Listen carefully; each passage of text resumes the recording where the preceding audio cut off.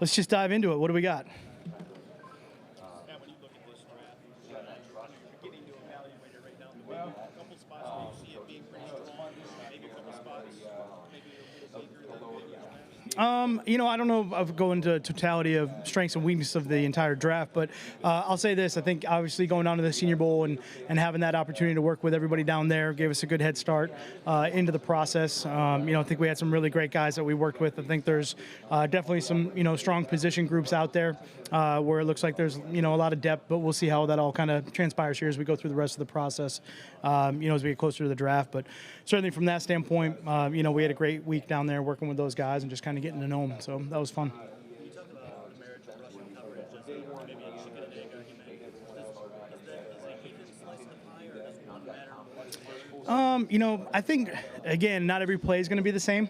So there's certainly situations where, I've been in games before where we've had some max coverages called and, that the rush is not necessarily going to get there, but all of a sudden, one guy beats another guy and it's a sack in that situation just as quick if it was 4 or 5 guys. So I think all of it's, generally kind of plays off each other. There's matchups involved. There's different things when you look at all that. But I do think as an overall kind of conversation piece and a statement that you have to understand, look, there's a timing to every play, and the timing of that play depends on not only the call, but it also depends on the situation. Situation could be down and distance, could be personnel based, could be area of the field based. So I think that allows everybody to kind of have that conversation as far as, what is the timing of that particular play, either side of the ball.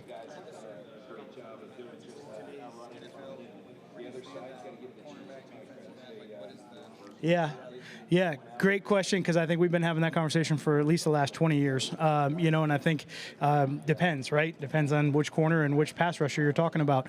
Certainly if Lawrence Taylor's out there, you're going to take that guy 10 out of 10.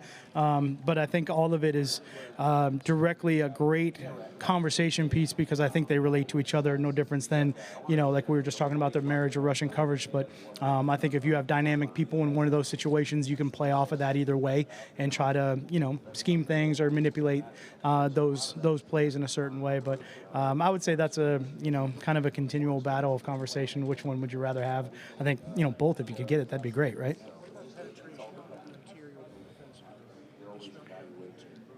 In which part of the game? I know, pass or run.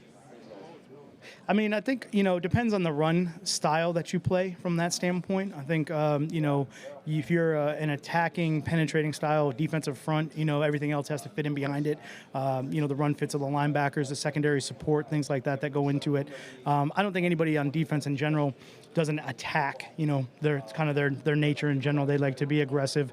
You're going to attack the line of scrimmage. It just depends on how far, you move upfield in the run game. I think in the pass game, obviously, it's one goal and it's try to get to the quarterback. So you're going to have some sort of complementary rush, both inside and outside. Whether it's just a straight rush on the edge or you're working different types of games or different types of stunts from that standpoint. But certainly to have the ability to push the middle of the pocket is really important. You don't want to be that number 3, obviously, but now that you are, is there excitement there knowing that you have almost your pick of any prospect outside of maybe? I would say in general with the draft, I think there's excitement. Yeah. I mean, I love to, be in a situation where you feel you have different options. I would say you don't want to be, picking in certain slots based on how the previous year went, but certainly moving forward and looking ahead, you like the flexibility that gives you in a lot of different areas. I think there's a lot of fun to that.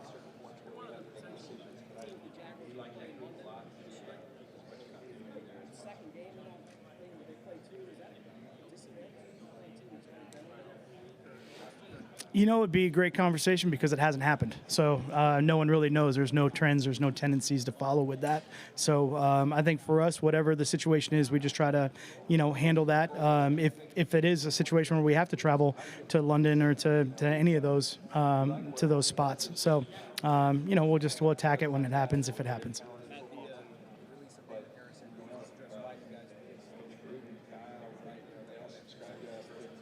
Yeah, I mean, obviously, I have a tremendous amount of respect for for Damon and all the stuff that he did for us, and you know, the way that he approached every single day, the way that he and I worked together, you know, I thought was great. And we had a lot of open conversations, you know, all the way through when we first got him and even into this year, and kind of trying to get on the same page. You know, we're just trying to always do what's best for the team going forward, and certainly it's something that in conversation between, you know, both parties, you know, thought it would be a you know, just that time for that kind of, you know, departure. And from that standpoint, though, I mean, I think, again, like I said, I have the utmost respect for him and his ability to play the game, play it at a high level. But for, you know, where we're at right now, we're just kind of going ahead with a different way.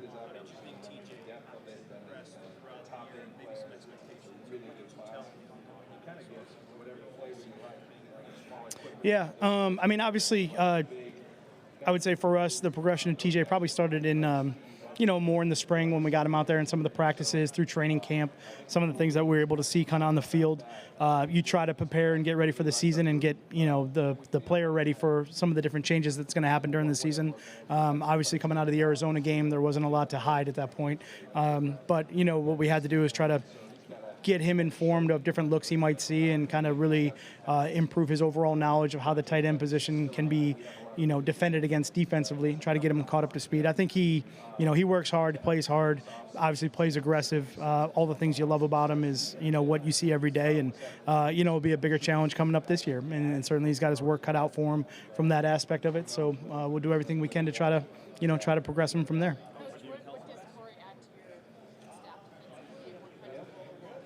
Yeah, obviously Corey is someone that I've you know, met a long time ago and have great history with. But I think his own kind of development as a coach and the different places that he's been and you know, the areas that he's been able to kind of master from that standpoint are something that complement some of the coaching styles and some of the coaching philosophies that I have. So I think that's a great kind of, you know, marriage to have between the two of us there. And I think he's a guy that really everywhere he's been, he has great value. I know, you know, personally, I feel really fortunate to be able to get him out of Philly. I know that was a hard deal for them, but, you know, as great as the opportunity was, they recognize that and trying to do the best for him, too. So, you know, I thank Philadelphia for that. But just excited to get back in and you know, to work with him again. He's got a great family, and, you know, we're excited to have him in Detroit.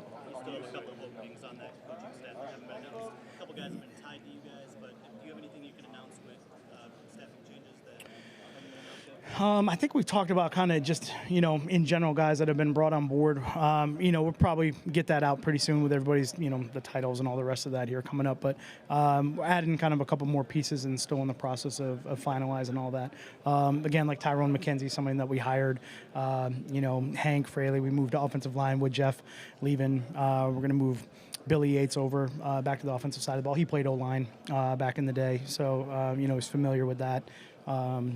You know, Ben Johnson was with us last year. He'll probably move into that tight end role. So, I mean, we kind of just have some of the moving pieces, and we'll get that all out, you know, as soon as we can. Yeah, it's okay. Just to go back to David Harrison and sort of up front, I mean, when you say you're moving on in a different direction, is that just the fit wasn't there anymore, or you're reevaluating sort of how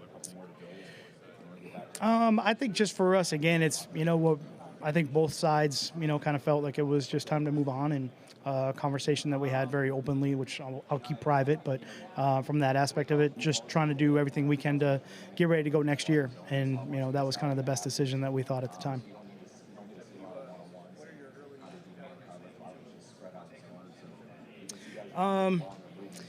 I'm going to reserve kind of all, you know, evaluation pieces with those guys, you know, from the totality of that.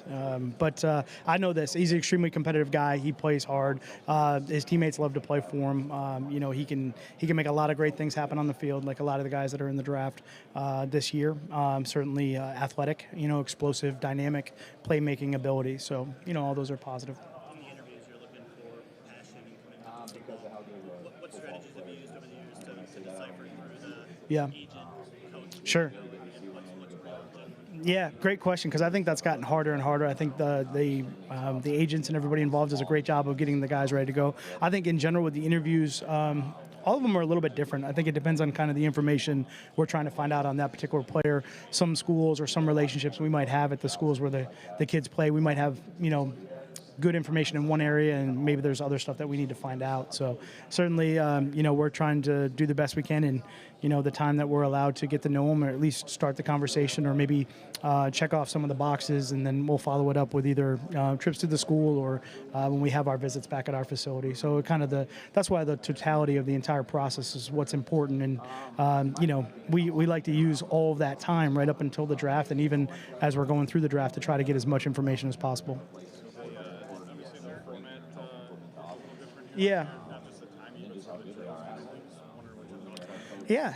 I'm excited about it. Excited to see what it looks like, and obviously, I think everyone's just trying to do everything they can to get better. And I think one of the things that's great about the combine is that they're taking a look at it from the same standpoint. How can we improve the information that's or the time or the schedule so that everybody gets as much as possible. So it'll be fun to watch. Yeah.